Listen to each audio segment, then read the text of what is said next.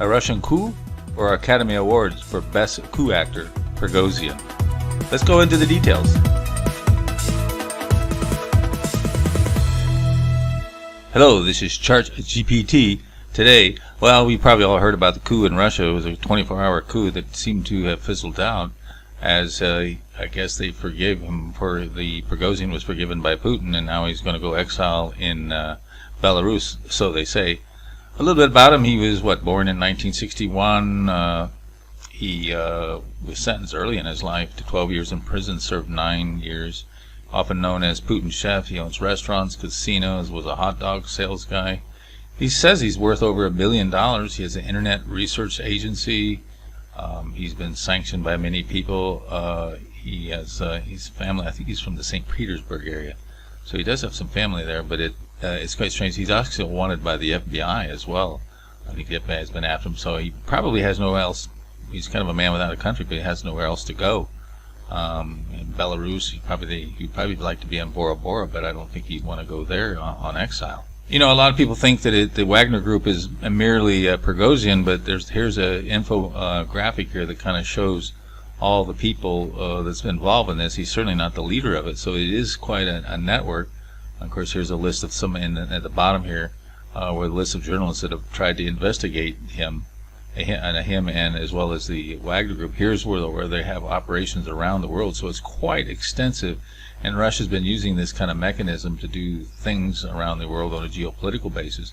You can see the rise of this back in the 2013-14, and the number of countries that they're using these kind of mercenary type groups to go places. So the question becomes: Is Prigozhin an actor, Academy Award actor for doing a coup? Some people think Zelensky is an actor as well. The most famous thing that Prigozhin has been noted for was his big battle. He's somewhat of a hero there in Russia, in Bakhmut. But once he finished that, you can see here in the infographic, he went down to Rostov and hanged out there and kind of took over the town a bit. And then he made his big claim that the Russian military was corrupt and he was heading to Moscow to take over Russia. But think about it. Do you think 25,000 troops, Russia's claimed to have over 5 million in the military, 25,000 people are going to take over Moscow? Really?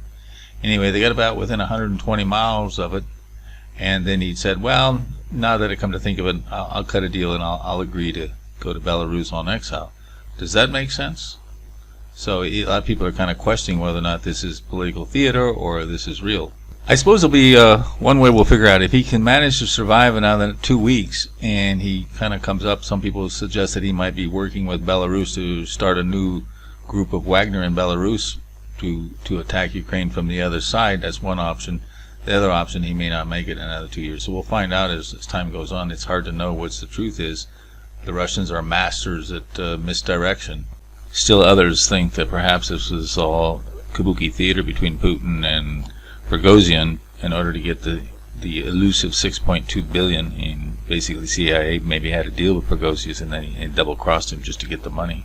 But check out the links in the post in the description box. There's an article there that suggests that this is a pure Academy Award. Take a poll there on our blog site to see what you can give us your opinion. Do you think it's Academy Award or the narrative is as stated? Anyway, again, we'll look at the AI a little bit to see what the background of this Prigozhin is and give us your opinion on the website. Don't forget to subscribe.